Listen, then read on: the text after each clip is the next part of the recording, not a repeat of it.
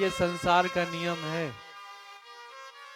आप एक लोटा जल अगर चढ़ाने शिव मंदिर में जाएंगे तो आप हास उपहास का कारण बन जाएंगे। अगर शंख ज्यादा बजने लगेगा तो भी लोग हंसेंगे, और घर में किसी को भोजन कराने के लिए भी बुलाएंगे तो भी कई बार लोग आपको देख करके हंसेंगे कि देखो ये ऐसा कर रहा है। कई बार तो लोग ये भी कहते हैं कि इसके कर्म ऐसे हैं और अब देखो ये बना साधु घूम रहा है। भैया, कई बार व्यक्ति को पता नहीं होता हम क्या कर रहे हैं और फिर वो गलतियां कर देता है, तो क्या ये समझिए उसको संभलने का मौका ना मिलना चाहिए क्या? बिल्कुल मिलना चाहिए। और देवकी माता ने 9 दिन का नवरात्र व्रत किया। देखिए 15 दिन तो बीत गए थे, 16वें दिन से 9 दिन का व्रत किया तो 24 दिन हो गए व्रत करते करते। भाई किसी ने बताया करके कि भगवान की मृत्यु हो गई है, और उन जगदम्बा का पूजन किया जो जगदम्बा ने कंस से कहा था कि रे मूढ़ कंस पापी, तुझे मारने वाला ब्रजमंडल में कहीं पैदा हो गया है। तो देवकी माता को यह विश्वास था कि वो ऐसे नहीं जा सकता, ऐसे छोड़ के बिल्कुल नहीं जाएगा। जगदम्बा का व्रत पूरा हुआ।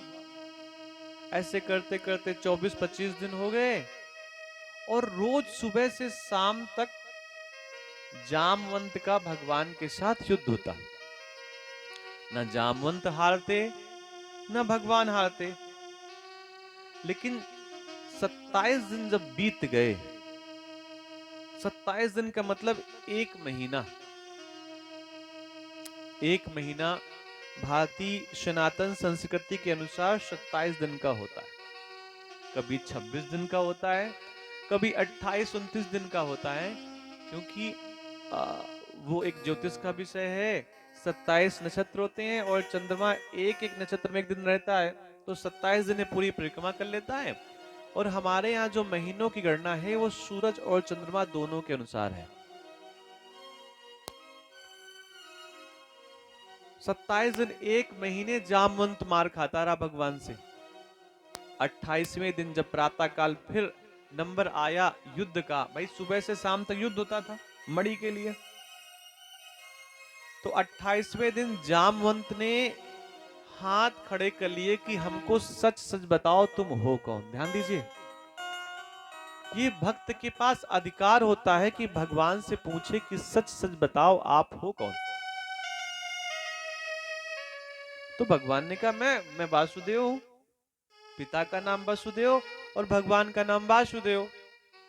पिता के नाम के पहले अक्षर में कई बार बड़ा आ की मंत्रा लगा देने से बेटे का नाम हो जाता है, और ऐसा पहले होता था। बहुत सारे ऐसे हैं, आप नाम नहीं गिनाएंगे, बहुत ज्यादा। नाम था वसुदेव भगवान के पिता का, तो इनको लोग वासुदेव कहते थे। भगवान ने कहा मैं तो वासुदेव हूं। अरे बोले हम किसी वासुदेव को नहीं जानते, अपना सच सच परिचय बताओ, कहीं ऐसा तो नहीं मुझसे कोई गलती हो रही हो। भगवान ने कहा ये आपका अपना विषय है, और बार बार पूछा तो अपना नाम कृष्ण बता दिया। जामवंत ने कहा मैं आपको नहीं जानता, लेकिन मैं आपसे एक बात निवेदन करता हूं। निवेदन ये करता हूं कि भैया लखन और प्रभु राम के अलावा मुझे कोई हरा नहीं सकता। आप सही सही अपना परिचय दीजिए, आप हैं कौन? भगवान ने कहा मैं वासुदेव, मैं कृष्ण।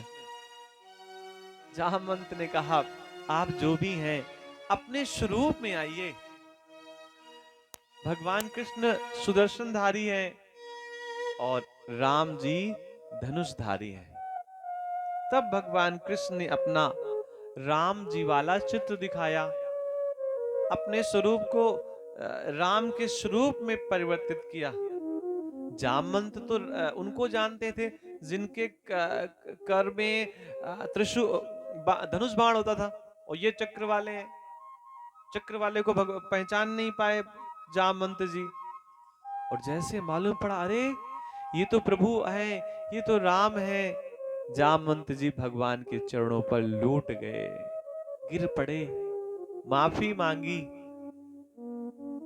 भगवान ने कहा, ये जो तू कर रहा था ये भी मेरी लीला का हिस्सा है। तुझे अहंकार आ गया था कि तुझसे कोई जीत नहीं सकता, इसलिए मैंने ऐसा किया। जब राम और रावण का युद्ध हो गया तो जामवंत बहुत उछल रहे थे। जामवंत मंत्री अति बूढ़ा। जामवंत पता है कितने बूढ़े हैं? जब भगवान वामन बनकर के आए और भगवान ने अपना बड़ा विशाल बनाया स्वरूप, तो उस समय जामवंत ने उनकी 7 परिक्रमा की थी, तब के जामवंत है।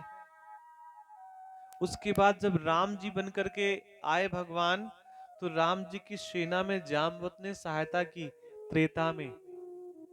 फिर त्रेता बीत गया, फिर द्वापर आया।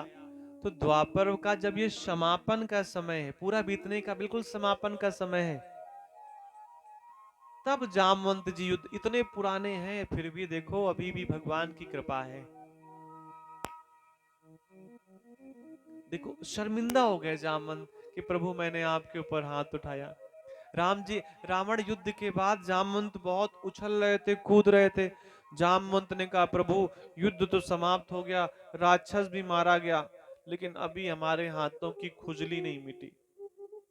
खुजली का मतलब अभी हम सही से लड़ ही नहीं पाए। एक आदमी गया शहर में लिखा था 25 रुपए में भरपेट भोजन। अब उसने 25 रुपए में उसका पूरा जो 2.5 किलो का कनिस्टर था खाली कर दिया। अब और वो 2.5 किलो कनिस्टर में 15 लोग भोजन कराता था। भरपेट का मतलब 4 रोटियां, थोड़े से चावल, थोड़ी सी खिचड़ी, खीर। अब उसने जब खाना शुरू किया तो पूरा कनिस्टर खाली हो गया। उसने कहा, ये तो भाई लिखा था 25 रुपए में भरपेट भोजन। तो उसने कहा, चलो कोई बात नहीं, कनिस्टर खाली हो गया तो हो गया। जब वो कनिस्टर पूरा खाली, बोले और रोटी लाओ, बोले अब है ही नहीं। तो बोले फिर ऐसा करो, अब चावल लाओ। अब उसने चावल खिलाना शुरू किया तो वो भी कनिस्टर खाली हो गया। बोले कुछ और है? बोले अब तो नहीं है। बोले जो हो सब ले आओ। उसने कहा, प्रभु ऐसा करो, तुम 25 रुपए भी हमको ना दो, बस तुम यहां से पबर जाओ, नहीं तुम्हारे जैसे 4 आ गए तो हमारी दुकान बंद हो जाएगी। तो भगवान ने कहा जामवंत से कि ये बताओ तुम्हारे हाथ की खुजली कैसे मिटेगी? तो जामवंत ने कहा, प्रभु जंगल में चलो ना आप। तो भगवान ने कहा, आप जंगल में क्या करना चल के? भाई रावण मारा गया, सब व्यवस्थाएं हो गई। तो जामवंत ने कहा, जंगल में चलो, वहीं 2-2 हाथ कर लेते हैं, तो हमारा भी मन की इच्छा पूरी हो जाएगी और तुम्हारा भी कुछ नहीं बिगड़ेगा। तो भगवान ने कहा, देखो अगर तुम जीत गए हमसे तो हमारी बेइज्जती होगी कि रावण जैसा राक्षस मारा गया और राम जी अपने ही मंत्री से हार गए। और तुम अगर हार गए हमसे युद्ध में तो भी हमारी बेइज्जती होगी कि राम का भक्त होकर के हार कैसे गया, राम का भक्त होकर के हार कैसे गया। तो भगवान ने कहा कि अब ऐसा करो, थोड़ा इंतजार करो, द्वापर में जब आऊंगा मैं तो तुम्हारे हाथों और पैरों की सबकी खुजलियां मिटेंगी। तो 1 महीने से खुजली मिट रही थी और खुजली मिटने का परिणाम की नस नस दर्द कर रही थी। पहचान गए जामवंत भगवान को। क्या करते, और उसी समय उनको ऐसा लगा मैं बूढ़ा भी हो गया हूं और मेरी बेटी भी बड़ी हो गई है।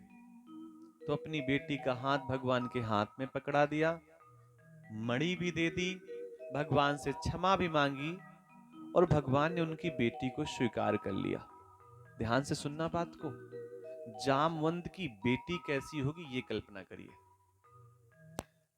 इसका एक मतलब है कि हम बूढ़े हों, जवान हों, सुंदर हों, कुरूप हों, स्वरूप हों, कैसे भी हो, अगर हम अपने आप को परमात्मा को अर्पण करना चाहेंगे तो गोविंद ये नहीं कहेंगे कि तुम अभी नए हो या तुम बूढ़े हो या तुम जवान हो या तुम इस जाति के हो। देखिए, एक जामवंती से जब भगवान ने विवाह कर लिया तो बाकी हम मनुष्यों की क्या बात है। सत्राजित को भगवान ने आकर के मणि दे दी। सत्राजित शर्मिंदा था, शर्मिंदगी को पूरा कैसे करे, तो उसकी बेटी का नाम था सत्यभामा। तो अपनी बेटी का हाथ पकड़ करके भगवान के पास गया और भगवान को अपनी बेटी दे दी, ये कह करके प्रभु इससे श्रेष्ठ वर कहीं मुझे और नहीं मिलेगा। भगवान चाहते तो मना कर देते कि तुमने पूरे समाज के सामने हमारा अपमान किया, हम तुम्हारी बेटी के साथ विवाह नहीं करेंगे। भगवान ने ना नहीं की और सत्यभामा को स्वीकार किया, साथ में मणि भी स्वीकार कर ली। यमुना जी तपस्या कर रही थी कई वर्षों से, किस लिए कि भगवान हमें अपने चरणों में बैठने का मौका दें। यमुना जी भी ने कहा भगवान आपके 3 विवाह हो गए, अब ऐसा करो हमसे भी कर लो। तो भगवान ने यमुना जी के साथ भी विवाह किया। उज्जैन के राजा थे, उनकी बेटी का नाम था मित्रविंदा। तो वो राजा की बेटी भी कह रही थी मैं भगवान से विवाह करूंगी, तो भगवान ने कहा तुम भी आ जाओ इसी लाइन में, जहां 4 वहां 5। सत्या भी आ गई। एक देखो, कथा में आप आए हैं और भगवान की बड़ी कृपा है कि हमको भी अच्छा शुभ अवसर मिल जाता है और हमें भी अच्छे लोगों के पास बैठने का मौका मिलता है। जो लोग कभी पंडित जी के पास ये विचरवाने जाते होंगे कि पंडित जी हम यात्रा कर रहे हैं, ये समय ठीक है कि नहीं है, माता जी समझना ध्यान से। तो पंडित जी पंचांग देखते हैं और कहते हैं कि बेटा आज भद्रा लगी हुई है, चाचा आज जाओ नहीं, क्योंकि भद्रा में अगर आप चले गए तो कार्य आपका पूरा नहीं होगा। भद्रा बहुत श्रेष्ठ नहीं मानी जाती। तो ऐसी भद्रा नाम की एक जो कन्या थी, इसको भी भगवान ने स्वीकार किया। भद्रा श्रेष्ठ नहीं मानी जाती। देखो समझो, इस बिटिया से बीएड कर रही, ऐसे मुंह पकड़ कर लाई है, हाँ वही तो। और तुम्हारा फटने वाला था झोला, देखो बिल्कुल वो बिल्कुल आखिरी कगार में था। ऐसी होशियार लड़कियां होती हैं, सीखो। वो भी पहले देखो कम होशियार थी, पहले फाड़ की रही फिर भद्रा को भी भगवान ने स्वीकार किया। देखिए भद्रा शुभ नहीं होती, पृथ्वी लोक की भद्रा तो वैसे भी शुभ नहीं होती, लेकिन भगवान ने भद्रा को भी स्वीकार किया। मध्य प्रदेश के एक राजा थे जिनकी बेटी का नाम था लक्ष्मणा, भगवान ने लक्ष्मणा को भी स्वीकार किया। ये भगवान की कृपा है भैया, ये भगवान की। सब कुछ तो चाचा ठीक है, ऐसे आप प्रसाद चढ़ा देते हैं तो कथा में मन नहीं लगता है, ऐसा लगता है कब आरती हो कब अंगूर। चलिए ये भी भगवान की कृपा है कि रहता सब हमारे पास है, खा एक भी नहीं सकते।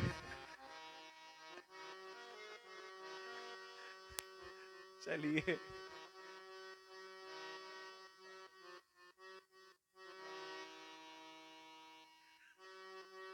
बोले वृंदावन बिहारी लाल की जय हो। मेरे सिर पर रख दो बाबा अपने ये दोनों हाथ, देना है तो दीजिए जन्म जन्म का साथ, देना है तो दीजिए जन्म जन्म का साथ। मेरे सिर पर रख दो बाबा, मेरे सिर पर रख दो हनुमत अपने ये दोनों हाथ, देना है तो दीजिए जन्म जन्म का साथ, देना हो तो दीजिए जन्म जन्म का साथ, हो जन्म जन्म का साथ। मेरे सर पे रख दो बाबा, मेरे सर पे रख दो बाबा अपने ये दोनों हाथ। बाबा हमको दीजिए जन्म जन्म का साथ। बाबा हमको दीजिए जन्म जन्म का साथ।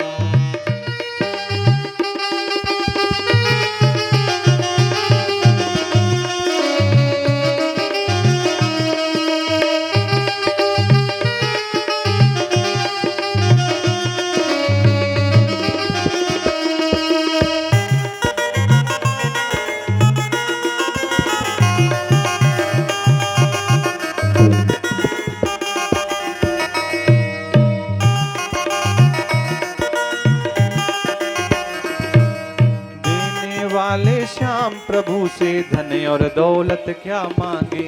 देने वाले श्याम प्रभु तो धन और दौलत क्या मांगे। श्याम प्रभु से मांगे तो फिर नाम और इज्जत क्या मांगे।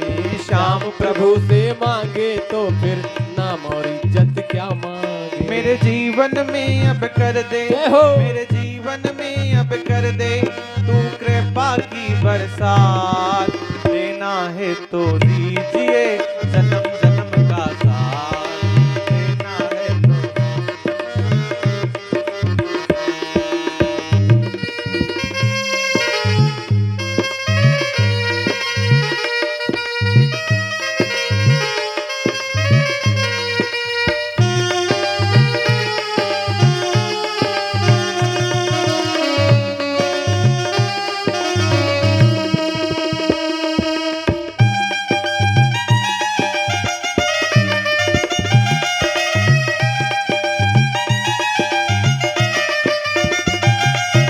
श्याम तेरे चरणों की धूली धन दौलत से महंगी है। श्याम तेरे चरणों की धूली धन दौलत से महंगी है। एक नजर कृपा की बाबा नाम इज्जत से महंगी है। एक नजर तो काफी बाबा नाम इज्जत से महंगी है। मेरे दिल की तमन्ना यही है, जय हो। मेरे दिल की तमन्ना यही है, जय हो। करूँ सेवा तेरी दिन रात। देना है तो दीजिए जन्म जन्म का साथ। देना हो तो दीजिए जन्म जन्म का साथ।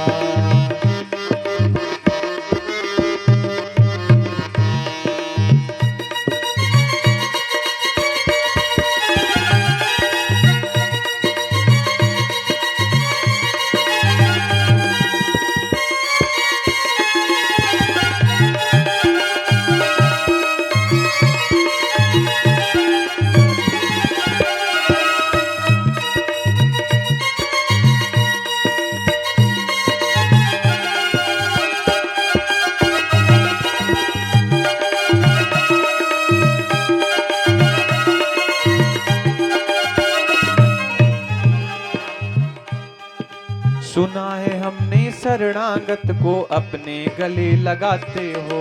सुना है हमने शरणागत को अपने गले लगाते हो। सुना है हमने शरणागत को अपने गले लगाते हो। सुना है हमने शरणागत को अपने गले लगाते हो। ऐसा हमने क्या मांगा जो देने से घबराते हो। ऐसा हमने क्या मांगा जो देने से घबराते हो। चाहे जैसे रख बनवारी, श्री राधे। चाहे जैसे रख गिरधारी, बस होती रहे मुलाकात। देना है तो देना है तो देना है तो दीजिए जन्म जन्म का साथ। हो बोले बाबा देना।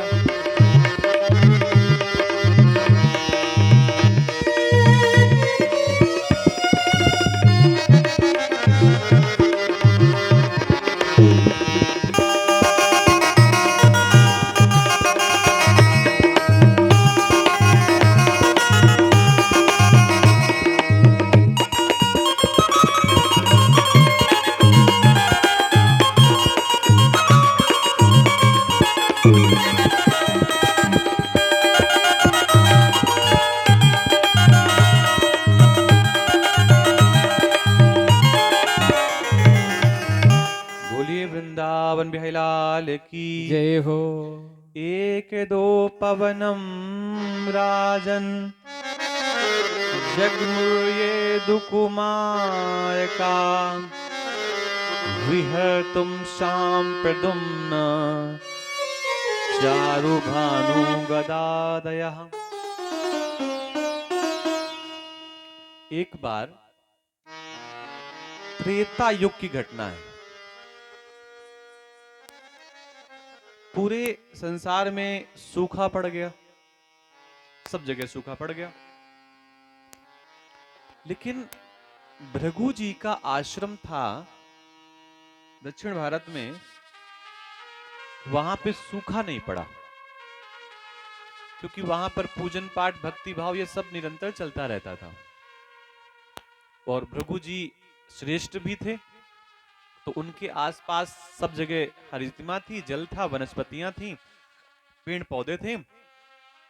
लेकिन बाकी सभी जो आश्रम थे वो सब सूख गए थे, क्योंकि बारिश नहीं हो रही थी। तो बहुत सारे महात्मा, बहुत ध्यान सुनना, ये ना सोचना कि आपके साथ ही लोग खेल करते हैं। बहुत सारे महात्मा दुनिया भर के जितने भी थे वो सब भृगु जी के आश्रम में चले गए। ये कथा शिव पुराण में विस्तार से है, मिश्रा जी बहुत विस्तार से कथा है। तो सभी भूखे थे, प्यासे थे, अन्न जल था नहीं, तो भृगु जी के आश्रम में चले गए। और भृगु जी ने सबके लिए दरवाजा खोल दिया कि सब लोग आ जाओ। अब वो महात्मा जब भृगु जी के आश्रम में रहने लगे, तो भृगु जी के आशीर्वाद से सब महात्माओं के भी आश्रमों में बारिश होने लगी। तो वहां भी बारिश हुई, तो भाई जहां जल है वहीं सब कुछ है, भाई बिना जल के कुछ नहीं है। तो सभी आश्रम, सभी के मन में ये भाव आया कि ऐसा करो, अब हम लोग अपने अपने आश्रम चलें। लेकिन ये कैसे कहते हैं भृगु जी से कि हम आपके आश्रम को छोड़ करके जाना चाहते हैं? भाई भृगु जी कह देंगे जब कोई नहीं था तब हमारे यहाँ आए। मन में ऐसा भाव आया उनके, ऐसा कहते नहीं वो। ये वही भृगु हैं जिन्होंने भगवान की छाती पे लात मारी है। ये वही भृगु हैं। अब देखना, इतने श्रेष्ठ महात्मा जिन्होंने जब भगवान विष्णु के हृदय पर अपना पैर मार दिया, तो भगवान विष्णु ने आंख खोली और भृगु जी के पैर को पकड़ करके चूमने लगे, ये कह करके कि वज्र जैसा मेरा हृदय, कठोर हृदय, और कमल की पंखुड़ी के जैसा आपका पैर, ब्राह्मण कहीं चोट तो नहीं आई? ऐसे कहकर उन्होंने पैर पकड़ लिया। अब इनके आश्रम में ये सब जब लोग गए तो कैसे वापस जाएं? तो गणेश जी का पूजन किया, ओम गंगणपते नमः ऐसे मंत्रों से अभिवादन किया। गणेश जी आ गए। गणेश जी ने कहा क्या करें? अब देखना गणेश जी की मजबूरी। गणेश जी से कहा आप गाय बन जाओ। और कैसी गाय बनो? ऐसी गाय बनो कि भृगु जी आपको छू लें और आपके प्राण निकल जाएं। गणेश जी ने मना किया कि ये ठीक बात नहीं है। आप भृगु जैसे श्रेष्ठ महात्मा से इस प्रकार का कृत्य करना चाहते हैं, आप कहीं बचेंगे नहीं। लेकिन गणेश जी को तो उनकी बात माननी पड़ी महात्माओं की। गणपति गाय बन गए और वहीं पर उनके आश्रम में खड़े होकर चरने लगे, जैसा कहा था महात्माओं ने। भृगु जी को ऐसा लगा कि गाय को हाँक देते हैं, तो उन्होंने पहले हट हट किया, नहीं हटी, तो जो उनके पास दंड था उसी को दिखाया कि शायद ये डंडा दिखाने के बाद गाय चली जाए। और जब गाय नहीं गई तो भृगु जी ने ऐसे ही डंडा उसको मारा। ऐसा नहीं मारा कि चोट लगे, ऐसा मारा कि यहां से चली जाए। लेकिन जैसे ही भृगु जी ने डंडा मारा, जैसे कागज का कोई टुकड़ा हो, वो गाय वहीं पर गिर गई। और गाय गिर गई तो उसके प्राण निकल गए। तो महात्मा आगे बोले क्या हो गया? भृगु जी तो रोने लगे, भगवान की माया थी। तो महात्मा आ गए और महात्माओं ने कहा क्या हो गया? तो एक महात्मा ने कहा भृगु जी ने गौ हत्या कर दी। झूठ इतना खतरनाक होता है, क्योंकि एक बार हम भी इस झूठ के चक्कर में पड़ गए थे। गया से वापस आ रहे थे तो लगभग 15 किलोमीटर ट्रेन चली होगी, एक स्टेशन आया और जब पावर ब्रेक लगा तो कुछ सी सी की आवाज आई, तो एक किसी व्यक्ति ने ये कह दिया कि आग लग गई ट्रेन में। हम भी उसमें थे, गर्मी के मौसम, अ, पैर रखने की जगह नहीं थी। जैसे लोग एक कहावत नहीं कहते, पैर पैर रखने की जगह नहीं थी, और बिहार का मामला, वहां तो भगवान की कृपा ही है ट्रेनों में। एक लोगों ने ऐसे झूठ कह दिया, जिस डिब्बे में हम थे उसी डिब्बे के आगे वाले द्वार में आग लग गई, और लगभग 3 से 4 मिनट के अंदर पूरी ट्रेन खाली हो गई। किसी ने अपने बच्चे फेंके, किसी ने अपना सामान फेंका, कोई कूदा तो कोई उसके ऊपर कूद गया। और जब कर्मचारी आए, सारी व्यवस्थाएं हुई, देखा गया, तो हम लोग तो झगड़े में वैसे रहते नहीं है, लेकिन ये जानने का प्रयास करते हैं सही बात क्या है।